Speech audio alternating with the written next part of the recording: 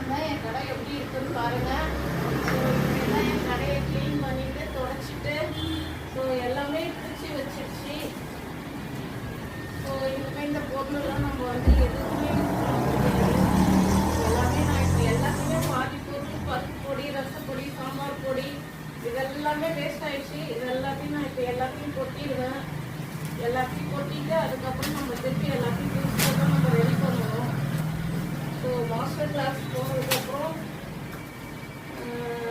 இவ்வளோ விஷயங்கள் நடந்துச்சு லைஃப்பில்.